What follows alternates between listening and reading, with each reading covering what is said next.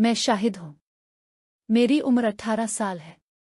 मेरी कजिन निदा जो 22 साल की है मुझे बहुत पसंद है। वो ना सिर्फ मेरी अच्छी दोस्त है बल्कि हमारे खानदान में सबकी लाडली भी है। निदा की बड़ी बहन हिना 24 साल की मेरी बहुत अच्छी कजिन और साथी है। हम तीनों एक दूसरे के साथ बहुत खिलकर बात करते हैं।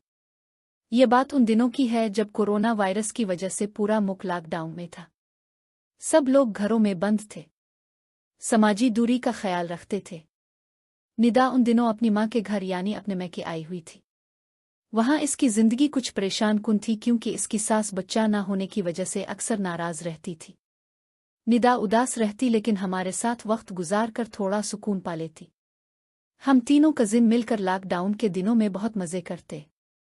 अंकल और आंटी अक्सर खेतों की देखभाल के लिए दिन भर बाहर चले जाते। घर पर हम लड्डू का बोर्ड बिछाते और खेल शुरू हो जाता। मैं जब निदा को लड्डू में हराता तो उसके चेहरे पर वो मुस्कुराहट आती जो मुझे बहुत पसंद थी। वो हार कर भी कहती वो अगले गेम में देखती हूँ तुम्हें, और फिर हम सब हंसते। मैं निदा के करीब आने की कोशिश करता रहता। हिना से भी अच्छा बर्ताव करता, इसकी मदद करता ताकि वो मेरी बात निदा तक पहुँचाए। मैं निदा की छोटी छोटी ज़रूरियात का ख्याल रखता। इसके लिए चाय बनाता, इसकी बात सुनता, इसे हंसाता। दिन रात एक करके मैंने इसका दिल जीतने की पूरी कोशिश की। और फिर एक दिन वो लम्हा आ गया जब हिना ने मुझसे कहा, शाहिद प्लीज एक काम करो, फार्मेसी से निदा की दवाई ले आओ, जल्दी करना। मैंने पूछा, किस चीज़ की दवाई? हिना ने आहिस्ता से कहा, तुम्हें पता है ना, निदा को बच्चा नहीं हो रहा, इसलिए वो ये दवाइयाँ खा रही है। मैं खामोश हो गया, दिल में एक अजीब सी बेचैनी हुई। मैंने कहा, लेकिन इसका शौहर, वो तो मेहनत ही नहीं करता, और आप लोग अंकल के पैसे ज़ाय कर रहे हो। हिना ने सर झुका लिया और बोली, हम भी यही सोचते हैं, लेकिन निदा बहुत परेशान है। वो चाहती है कि सब ठीक हो जाए। मैं दवाई लेने निकला लेकिन रास्ते भर एक सवाल मेरे ज़हन में घूम रहा था, क्या वाकई सब कुछ सिर्फ दवाइयों से ठीक हो जाएगा? क्या फिर कोई और राज है जो अब तक छुपा हुआ है? हिना ने शाम को मैसेज किया, शाहिद अगर तुम वाकई निदा की खुशी चाहते हो तो एक मौका है। मेहनत करोगे ना? मैं तो खुशी से पागल हो गया, दिल की धड़कन तेज हो गई। मैंने फौरन जवाब दिया, जी बिल्कुल, बताओ क्या करना है। हिना ने लिखा, निदा को तुम्हारी बहुत फिक्र है, वो तुम्हें पसंद भी करती है, बस तुम इसे यकीन दिला दो कि तुम उसके साथ खड़े हो। ये सुनकर मेरा दिल उछल पड़ा। मैं फौरन कमरे की तरफ बढ़ा जहां निदा बैठी थी। निदा ने आज नीला सूट पहना हुआ था, बाल खिले थे, वो फिर भी वैसे ही खूबसूरत लग रही थी जैसे हमेशा। मैंने आहिस्ता से कहा, निदा कैसी हो? वो मुस्कुराई और बोली, ठीक हो, तुम सुनाओ। मैंने कहा, तुम्हें देखकर तो सब कुछ ठीक लगने लगता है। वो शर्मा गई, इसकी आंखों में एक अजीब सी चमक थी। मैंने आगे बढ़कर उसका हाथ पकड़ा और कहा, निदा मैं तुम्हारे लिए सब कुछ करने को तैयार हूं, तुम बस एक बार मुझ पर भरोसा करो। वो खामोश रही लेकिन उसने हाथ नहीं छोड़ा। इसी लम्हे दरवाजे पर हिना आ गई। वो मुस्कुराते हुए बोली, अरे वाह, लगता है बात बन रही है। निदा तुम भी तो शाहिद को पसंद करती हो ना? चुल्लू में बाहर खड़ी होती हो, कोई नहीं आएगा, तुम दोनों आराम से बात करो। निदा ने शर्माते हुए कहा, हिना आपा तुम भी ना? ठीक है, लेकिन तुम बाहर रहना। हिना हंसती हुई बाहर चली गई। अब कमरे में सिर्फ हम दोनों थे। मैंने निदा की तरफ देखा, इसकी आंखों में एक अजीब सी बेचैनी थी। मैंने आहिस्ता से कहा, निदा मैं जानता हूं तुम्हारी जिंदगी आसान नहीं, तुम्हारा शौहर, तुम्हारी सास, सब कुछ, लेकिन मैं वादा करता हूं मैं तुम्हें कभी उदास नहीं होने दूंगा। निदा की आंखों में आंसू आ गए। वो बोली, शाहिद तुम वाकई ऐसा सोचते हो? मैंने सर हिलाया और फिर हम दोनों एक दूसरे के करीब आए, एक दूसरे को गले लगाया। इस लम्हे में वक्त रुक सा गया था, लेकिन अचानक निदा ने पीछे हिट कर कहा, शाहिद ये सब बहुत जल्दी हो रहा है, मुझे थोड़ा वक्त चाहिए। मैंने मुस्कुराते हुए कहा, जैसा तुम चाहो, मैं तुम्हारे फैसले का इंतजार करूंगा। बाहर हिना खड़ी थी। वो अंदर झांक कर बोली, बस इतना ही? अरे मजा तो आ रहा था। हम सब हंस पड़े, लेकिन मेरे दिल में एक सवाल गूंज रहा था, क्या निदा वाकई मेरे साथ खुश रह सकेगी? क्या फिर उसकी शादीशुदा जिंदगी का कोई राज अब तक छुपा हुआ है जो सब कुछ बदल देगा? एक शाम जब हम सब रोटी पर बैठे थे, हिना ने कहा, निदा तुम्हें पता है बाज औकात जिंदगी में मुश्किल फैसले लेने पड़ते हैं। तुम्हें अपनी खुशी के लिए खड़ा होना सीखना होगा। निदा ने हिना की तरफ देखा और फिर मेरी तरफ। इसकी आंखों में अज़्म था। तुम दोनों मेरे साथ होना? इसने पूछा। हमेशा से और हमेशा तक, मैंने जवाब दिया। एक हफ्ते बाद निदा ने अपने शौहर से बात करने का फैसला किया। वो इसे समझाना चाहती थी कि शादी में दोनों का किरदार अहम है। मैं और हिना उसकी हौसला अफजाई करते रहे। तुम बहादुर हो निदा, तुम ये कर सकती हो, हिना ने इसे गिले लगाते हुए कहा। इसी दौरान मैंने भी निदा को अपने जज्बात के बारे में वाजे कर दिया। एक शाम चाय की महफिल में मैंने कहा, निदा मैं तुम्हें बहुत चाहता हूं, लेकिन मैं चाहता हूं कि तुम खुश रहो। अगर तुम अपनी मौजूदा जिंदगी में खुश हो सकती हो तो मैं हमेशा तुम्हारा दोस्त बनकर रहूंगा। निदा ने मुस्कुराते हुए जवाब दिया, शाहिद तुमने मेरे मुश्किल वक्त में मेरा साथ दिया। तुमने मुझे समझा, मेरी मदद की। ये दोस्ती हमेशा कायम रहेगी। कुछ महीनों बाद लॉकडाउन खत्म हुआ और जिंदगी मामूल पर आने लगी। निदा और उसके शौहर ने मुशावरत की मदद ली और उनके ताल्लुकात बेहतर होने लगे। हिना ने भी उनकी मदद जारी रखी। एक दिन जब मैं घर वापस जा रहा था, निदा ने मुझे रोका। शाहिद तुम्हारे बगैर ये सब मुमकिन ना होता। तुमने मुझे समझा कि मैं अपनी खुशी के लिए लड़ सकती हूँ। मैंने मुस्करा कर जवाब दिया, तुम खुद बहादुर हो निदा। मैंने तो बस तुम्हें वो हिम्मत दी जो तुम में पहले से मौजूद थी। आज जब मैं माजी पर नजर डालता हूं तो मुझे फख्र होता है कि हमने एक मुश्किल वक्त में एक दूसरे का साथ दिया। निदा अब अपनी जिंदगी में खुश है। इसका शौहर उसके साथ बेहतर बर्ताव करता है और वो दोनों मिलकर अपने मुस्तकबिल के ख्वाब देख रहे हैं। हिना की शादी हो गई है और वो अपने घर में खुश है। हम तीनों अब भी अक्सर मिलते हैं और पुराने दिनों की यादें ताज़ा करते हैं। इस तजुर्बे ने मुझे सिखाया कि सच्ची दोस्ती और खालिस मोहब्बत में ताकत होती है। ये न सिर्फ रिश्तों को मजबूत करती है बल्कि मुश्किल से मुश्किल हालात में भी हमारा साथ देती है। बचपन से मेरा भतीजा मेरे कमरे में सोता था। घर छोटा था और अलग बस्तर का इंतजाम नहीं था, इसलिए वो मेरे साथ ही रहता था। मैं बड़ी थी और उसकी हर छोटी बड़ी जरूरत का ख्याल रखती थी। वक्त के साथ हमारा रिश्ता और भी गहरा होता गया। जब मेरा भतीजा 18 साल का हुआ तो मुझे लगा कि अब वो बचपन वाला मासूम बचा नहीं रहा। उसके अंदाज में एक अलग ही एतमाद आ गया था। रात को जब हम दोनों एक ही कमरे में होते तो लगता था जैसे सारी दुनिया हमसे दूर है और बस हम दोनों एक दूसरे के लिए बने हैं। इस रात भी मैं देर रात तक जागती रही। भतीजे ने मुझसे कहा, चची तुम्हें नींद नहीं आ रही या मुझे तंग करने का इरादा है? मैं हंसकर बोली, नहीं यार, बस सोच रही हूँ कि जिंदगी कितनी जल्दी बदल गई है। वो मेरी तरफ देखकर मुस्कुराया। उसकी मुस्कान में एक नई शरारत थी जो पहले कभी नहीं देखी थी। मुझे लगा जैसे हमारी बातें अब सिर्फ चची भतीजे वाली हद तक नहीं रहीं, कुछ और ही रंग चढ़ रहा था। मैंने मजाक में उसके बाल खींच लिए। वो बोला, चची आपको पता है आप भी बिल्कुल कॉलेज वाली लड़की लगती हैं, शादी क्यों नहीं की अब तक? मैं कुछ देर खामोश रही। बोली, जिंदगी की मजबूरी थी, लेकिन क्या जरूरी है कि खुशियां सिर्फ शादी से मिलें? वो मेरी तरफ और करीब आ गया, जैसे मेरी बात समझने की कोशिश कर रहा हो। उसके चेहरे का वो एक्सप्रेशन मुझे अजीब सा लग रहा था, थोड़ा मासूम भी, थोड़ा अलग भी। मैंने कहा, हो गया, अब सो जाओ, कल तुम्हारी कोचिंग भी है ना? लेकिन उसने हल्की सी मुस्कुराते हुए कहा, ठीक है चची, पर एक बात है, आपके बगैर नींद ही नहीं आती। ये एक लाइन किसी वजह से मेरे दिल की धड़कन तेज कर गई। इस रात हम दोनों एक ही कंबल के नीचे सो गए, मगर नींद हम दोनों की आंखों से दूर ही रही। अंधेरा था, खामोशी थी और एक अजीब सी कशिश, जैसे कहानी अभी शुरू हुई हो। अगली रात भी वही मंजर था। भतीजा कोचिंग से देर से आया था, थोड़ा सा थका हुआ लग रहा था। मैंने कहा, आजा, खाना गरम कर देती हूँ। उसने थोड़ा सा खाया और सीधा मेरे कमरे में आकर बस्तर पर गिर गया। मैंने मजाक में कहा, बस इतनी थकावट? अभी तो तेरी जवानी की उम्र है और इस तरह थक कर गिर जाता है। वो हंसी रोककर बोला, चची आपको लगता है मैं कमजोर हूं? जरूरत पड़े तो मैं दिन भर जाग सकता हूं। मैंने उसका मजाक उड़ाते हुए कहा, अच्छा तो चल, फिर देखते हैं कितनी हिम्मत है तेरे अंदर। उसने आंखों में शरारत भरी चमक के साथ कहा, चीलंग कबूल है। वो मेरे करीब आ गया। मुझे पहली बार लगा कि अब हमारे दरमियान की दूरी खत्म हो रही है। रात की खामोशी में उसकी सांसें मेरी सांसों से टकरा रही थीं। मैंने कहा, हुआ बदलने दो, सुन, थोड़ी मालिश कर दे, आज काम ज्यादा था, कमर दर्द कर रही है। वो बोला, बस इतना काम? ठीक है चची, आज मैं ही आपको रिलैक्स करूंगा।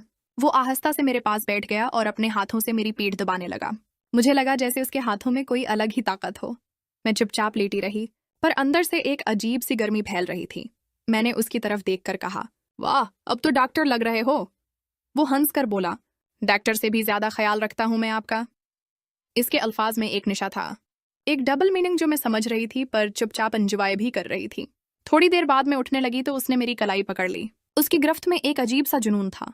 उसने आहिस्ता कहा, चची, आपको लगता है मैं अब भी वही छोटा भतीजा हूं? मैं एक लम्हे के लिए उसकी आंखों में देख कर रह गई। उसकी बातों में मासूमियत भी थी और एक नया जज्बा भी। मैंने बस हल्की सी मुस्कुराते हुए कहा, सोचा दीवाना वक्त सब कुछ समझा देगा, लेकिन इस रात ने हमारी जिंदगी के नए सफर की बुनियाद रख दी थी।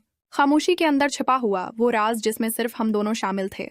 अगली सुबह घर में सब अपने कामों में मसरूफ थे, लेकिन मेरी और मेरे भतीजे की आंखों में रात वाली बातें अब भी घूम रही थीं। हर बार जब हमारी नजरें मिलते एक अजीब सी शरारत छिप जाती।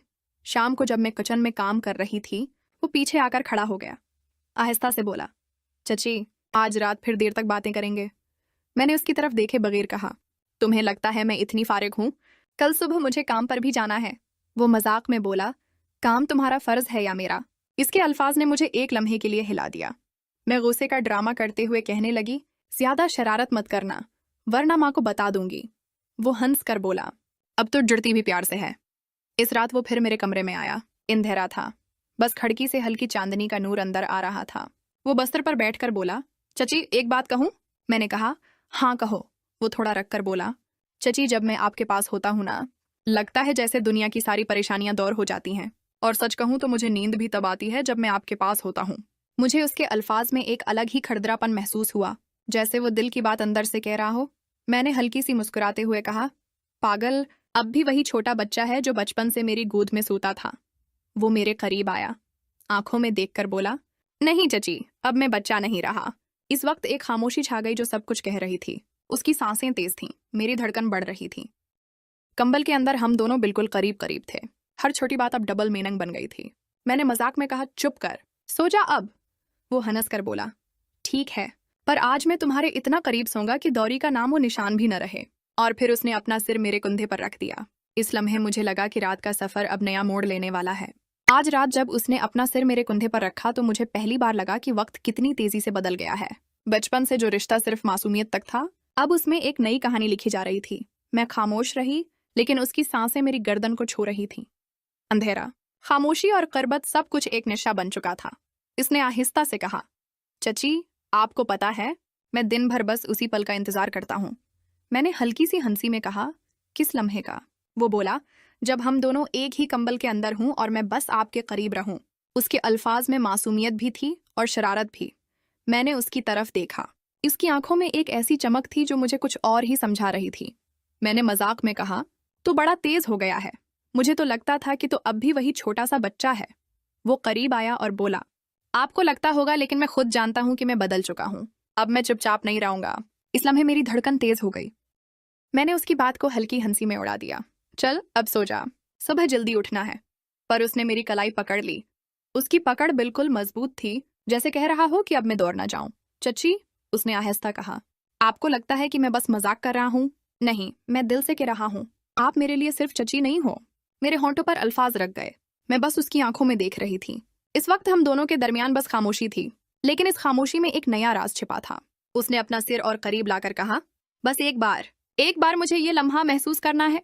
और फिर वो लम्हा आया जब रिश्ते का नाम ही मिटा दिया गया। एक ही कंबल के अंदर हम दोनों की कहानी एक नई दास्तान लिखने लगी। इस रात जब हम दोनों एक दूसरे के इतना करीब आए, मुझे लगा कि वक्त ढल गया है। मैं सोचती रही कि जो ख्वाब मैं अपने दिल में छिपा कर रखती थी, वो आज सच बन रहा था। उसने मेरे चेहरे को अपने दोनों हाथों से पकड़ लिया। उसकी अंगलियों की गर्मी मेरी गर्दन तक उतर गई। मैंने आंखें बंद कर लें। हर सांस भरी हुई थी, जैसे चाहती हो कि अब हम दोनों के दरमियान कोई फासला न छोड़े। उसने आहिस्ता से मेरा सर अपने सीने पर रख दिया। इसकी धड़कनें ऐसी चल रही थीं जैसे कोई नया राग बज रहा हो। मैंने हल्की सी मुस्कुराते हुए कहा, तुम मुझे पागल कर देगा। वो हंस पड़ा, मैं तो पहले ही आपके लिए पागल हो चुका हूँ। उसने कंबल खींचा और हम दोनों और करीब आ गए। इस लम्हे कोई हद, कोई रिश्ता, कोई दीवार बाकी नहीं थी। सर्फ में और वो एक नई कहानी में खो गए थे। हर पल एक नई गहराई में ले जा रहा था। उसके हाथ मेरे बाजों से गुजरकर आहिस्ता आहिस्ता और आगे बढ़ने लगे। मैंने रोकने की कोशिश की, मगर दिल साथ न दिया। और फिर वो हुआ जो कभी सोचा भी नहीं था। जो रात एक आम सी रात थी, वो हमारी जिंदगी की सबसे बड़ी कहानी बन गई। सुबह जब रोशनी कमरे में आई, मैं उसके सीने पर सिर रखकर सो रही थी। इसने आंखें खोलें, मुझे देखा और मुस्कुराया, जैसे कह रहा हो कि अब तुम सिर्फ मेरी हो, तुम मेरी दुनिया बन गई हो। और मैंने उसी लम्हे सोच लिया कि चाहे जिंदगी जैसी भी हो, ये राज हमारे दरमियान हमेशा रहेगा। सब के वक्त सब टेबल पर जमा थे। मैं और मेरा भतीजा समझ रहे थे कि रात का राज अभी तक सिर्फ हमारे दरमियान था, मगर मेरी आंखों की चमक और उसके चेहरे की मुस्कुराहट कुछ और ही कहानी सुना रही थी। फरहा मुस्कुराकर बोली, किसी की रात खास रही है। मैं घबराकर पानी का गिलास उठाया, मगर भतीजा चुप रहा। रदा ने शरारती अंदाज में कहा, हाँ चची, भतीजा आज कुछ अलग ही चमक रहा है। मेरा दिल जोर जोर से धड़कने लगा। क्या उन्हें कुछ पता चल गया है या बस मजाक कर रहे हैं? भतीजे ने तेज निगाहों से मुझे देखा, जैसे कह रहा हो, चुप रहो, सब ठीक है। लंच के बाद सारा मेरे पास आई। उसकी आंखों में अजीब सी तजस्सुस थी। आहिस्ता कहा, चची, मुझे लगता है आप और भतीजे के दरमियान कुछ खास चल रहा है। मुझे भी तो बताओ। मैंने फौरन मुस्कुराकर कहा, पागल, तो ज्यादा सोचती है। हम तो हमेशा से ही बहुत करीब हैं। लेकिन उसकी आंखें कह रही थीं कि वे अभी तक पूरा यकीन नहीं कर रही। इस रात फिर से भतीजा मेरे कमरे में आया। इस बार उसने पहले ही दरवाजा अंदर से लॉक कर दिया। मुझे डर लगता है चची, कहीं हमें देख ना ले, इसने सरगोशी में कहा। मैंने उसका हाथ अपने हाथ में लेकर कहा, डर तब होता है जब इंसान गलत हो और जो हमारे दरमियान है वो हमारा सच है। उसकी आंखों में चमक आ गई। उसने कहा, तो फिर आज मैं तुम्हें अपनी दुनिया बना लूं। मैं चुप रही। उसने अपनी बातों से मेरे दिल का ताला खोल दिया था। कंबल के अंदर हम दोनों अपनी ही एक अलग दुनिया में खो गए थे। हर लम्हा, हर छो, हर हरकत एक नई कशिश लेकर आती थी। कभी हंसना, कभी शर्माना, कभी आंखों से ही बातें करना। रात गुजर गई और हम दोनों बस और गहराई में डूबते चले गए। सुबह की रोशनी के साथ एक नया खौफ भी था। ये रिश्ता कितनी देर तक छिप सकेगा? फरिशा की शरारती मुस्कुराहट, सारा की शक भरी नजरें। लेकिन उस रात के बाद हम दोनों जानते थे कि अब पीछे मुड़कर देखना मुमकिन नहीं। हमारी कहानी अब हमारी अपनी थी, चाहे उसके रास्ते कितने ही पेचीदा हों।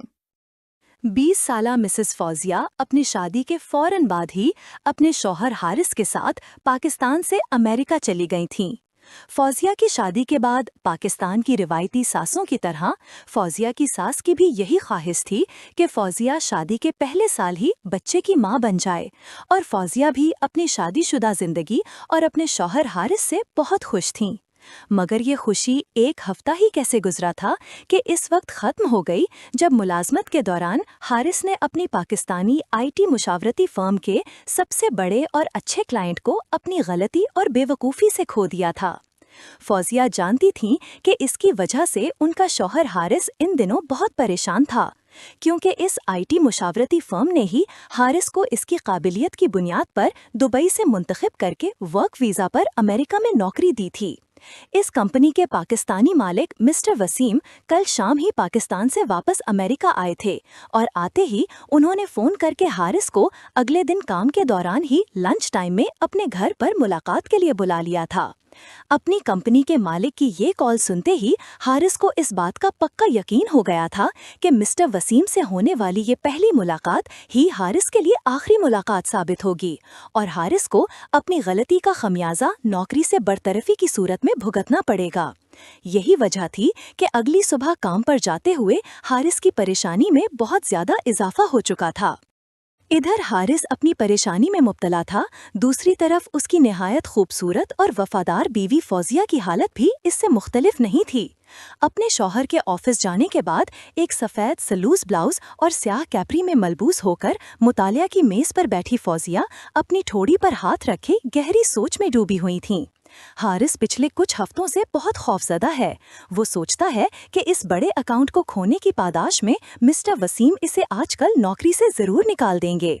अपने शौहर की परेशानी के बारे में सोचते हुए फौजिया के दिल में इस वक्त ये ख्याल चल रहा था, मुझे उम्मीद है कि ऐसा नहीं होगा। फौजिया ने सोचते हुए खुद को उम्मीद दिलाई।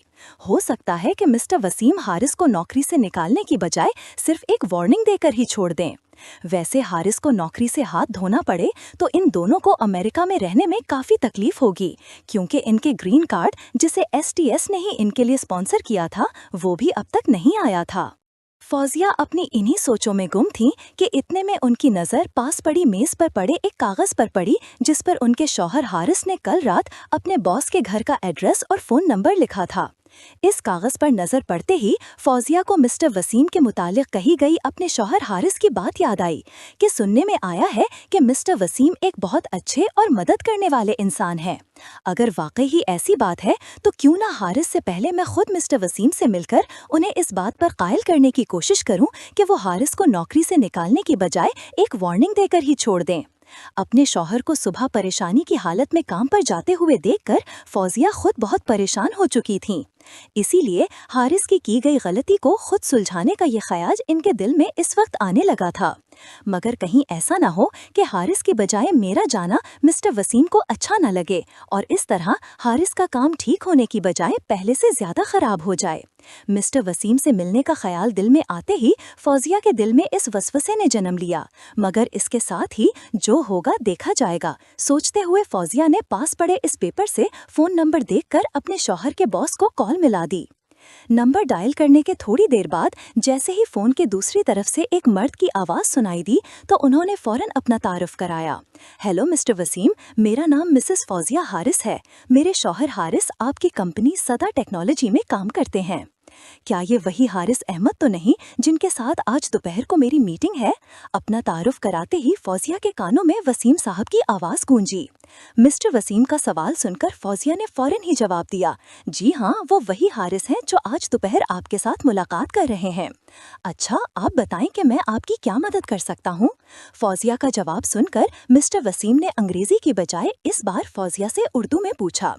सबसे पहले तो मेरी आपसे एक गुजारिश है कि बराए मेहरबानी हारिस को मत बताइएगा कि मैंने आपको कॉल की है।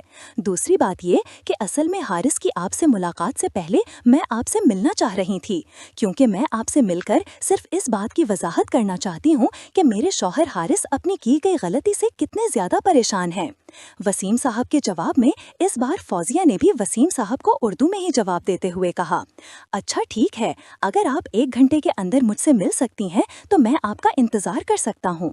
फौजिया की बात सुनकर फोन की दूसरी तरफ से मिस्टर वसीम ने जवाब दिया, जी मैं 1 घंटे के अंदर आपके घर पहुँच सकती हूँ। मिस्टर वसीम का जवाब सुनते ही फौजिया बोली और फिर फोन बंद करते ही साथ ही शावर की तरफ दौड़ पड़ी। ताज़ा दम होने के बाद फौजिया बेडरूम से बाहर आई और तेजी के साथ बिस्तर के सामने पड़े हुए शीशे के सामने खड़ी हो गईं और जल्दी जल्दी अपने चेहरे पर मेकअप करने लगीं। मेकअप से फारिग होने के बाद फौजिया ने अलमारी से एक लंबा ड्रेस निकालकर पहन लिया। मैं देखने में अच्छी लग रही हूँ ना? अपने आप को आईने में देखते हुए फौजिया ने अपने बालों को थोड़ा सा सेट करते हुए अपने आप से कहा। इसके साथ ही फौजिया ने मेज पर पड़ा अपना सेलफोन उठाया और गूगल मैप में मिस्टर वसीम के घर का पता डाला और फिर अपनी कार में बैठकर वो मिस्टर वसीम के घर की तरफ चल पड़ी। हाय, हारिस की गई गलती को सुलझाते सुलझाते अपने शौहर का काम बिगाड़ ही ना दूं कहीं। वसीम की रिहाइशगाह की तरफ अपनी कार दौड़ाते हुए फौजिया के दिल में यही खौफ छाया रहा, मगर इस खौफ के बावजूद उन्होंने अब वापस पलटना मुनासिब ना समझा और फिर कुछ ही देर बाद उनकी कार मिस्टर वसीम के घर के सामने जाकर रुकी। सैम के घर के सामने अपनी गाड़ी पार्क करके फौजिया ने ही अपनी कार से बाहर निकलकर मिस्टर वसीम के घर के मरकजी दरवाजे की तरफ चलना शुरू किया और ना चाहते हुए भी वो मिस्टर वसीम के घर के दरवाजे की तरफ अपने कदम बढ़ाती रहीं। मिस्टर वसीम के मरकजी दरवाजे के सामने रुककर फौजिया ने अपनी बिखरी सांसों को संभाला और फिर हिम्मत करके अगले ही लम्हे दस्तक दे दी। फौजिया की दस्तक के जवाब में थोड़ी देर बाद 40 साल की उम्र के एक आदमी ने दरवाजा खोला, जो अपनी उम्र के हिसाब से काफी फिट लग रहा था। दरवाजे पर खड़े इस आदमी को देखते ही फौजिया ने हल्की सी मुस्कुराहट के साथ कहा, मिस्टर वसीम, मैं हारिस अहमद की बीवी फौजिया हूँ। मुझे मुलाकात के लिए वक्त देने के लिए आपका बहुत बहुत शुक्रिया। आपसे मिलकर बहुत अच्छा लगा। प्लीज अब अंदर तशरीफ लाएं। फौजिया की बात के जवाब में मिस्टर वसीम ने भी मुस्कुराकर जवाब दिया और अपने घर का दरवाजा खोलकर फौजिया को अंदर आने की दावत दी। फौजिया मिस्टर वसीम के साथ साथ चलती हुई उनके ड्राइंग रूम में चली आईं और आते ही कमरे की सेटिंग का जायजा लिया। ड्राइंग रूम में एक तरफ एक बड़ा सोफा रखा हुआ था। सोफे के सामने एक बहुत बड़ा शीशे का टेबल पड़ा हुआ था, जबकि कमरे की दूसरी जानब 2 कुर्सियां पड़ी हुई थीं और इन कुर्सियों के दरमियान एक साइड टेबल था, जिसकी वजह से इन दोनों में थोड़ा फासला था। अपने शौहर के बॉस के लिविंग रूम की सेटिंग देखने के बाद फौजिया आहिस्ता आहिस्ता चलती हुई कमरे में रखी कुर्सी पर बैठ गईं और फौजिया के बैठते ही साइड टेबल की दूसरी तरफ रखी कुर्सी पर वसीम साहब भी तशरीफ फरमा हो गए। अपनी कुर्सी पर बैठकर वसीम साहब ने फौजिया की तरफ देखा और बोले, मुझे खुशी है कि मुझे पहली बार आपसे मिलने का मौका मिल रहा है। वैसे मुझे ये कहने में कोई हर्ज नहीं कि हारिस बहुत खुशकिस्मत इंसान है जिसे आप जैसी खूबसूरत बीवी मिली है, जो खूबसूरत होने के साथ साथ अपने शौहर के लिए फिक्रमंद भी है। अब मुझे बताएं कि आप क्यों इतनी परेशान हैं और आपकी परेशानी दूर करने में मैं आपकी कैसे मदद कर सकता हूँ। मिस्टर वसीम, मैं असल में अपने शौहर के मामले में बात करना चाह रही थी। मैं जानती हूँ कि मेरे शौहर हारिस ने जो गलती की है उसका आपकी कंपनी को काफ़ी नुकसान पहुँचा है और हो सकता है सज़ा के तौर पर हारिस को आप आज नौकरी से भी निकाल दें। मगर इसके बावजूद मैं आपको ये बताना चाहती हूँ कि हारिस अपनी इस गलती पर बहुत परेशान और शर्मिंदा हैं। ये बात करते हुए फौजिया ने इल्तिजा भरी नज़रों से वसीम साहब की तरफ देखा और अपनी बात जारी रखते हुए कहा, हारिस ने मुझे आपके बारे में बताया था कि आप बहुत अच्छे और गलतियां माफ़ करने वाले इंसान हैं और अपने शौहर की इसी बात पर यकीन करके मैं आपके पास गुजारिश लेकर आई हूँ कि अगर हो सके तो मेरे शौहर की गलती को नज़रअंदाज करते हुए उन्हें एक बार माफ़ कर दें प्लीज़। अपने दिल की बात कहते ही फौजिया की आंखों में ना जाने क्यों अपने जज्बात पर काबू न रख सकें, जिसकी बिना पर उनकी आंखों में आंसू आ गए और वो अपने हाथों को अपनी आंखों पर रखकर यकायक रोने लगीं।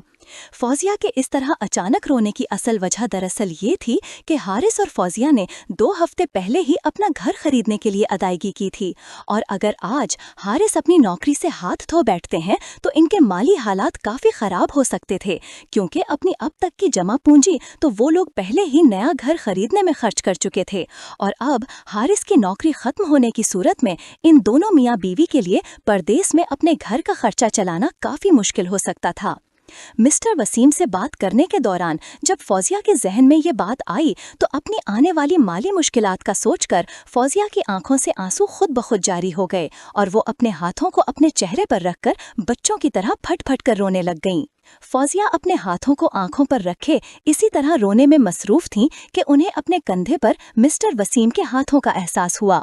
मिस्टर वसीम के हाथ को अपने कंधे पर महसूस करते ही फौजिया ने एकदम अपना रोना बंद करते हुए अपने हाथों को अपनी आंखों से हटाकर पीछे की तरफ देखा तो उनकी नज़र अपनी कुर्सी के पीछे खड़े वसीम साहब पर पड़ी, जो पीछे से उसके कंधे पर अपना हाथ रखकर उन्हें दिलासा देने की कोशिश कर रहे थे।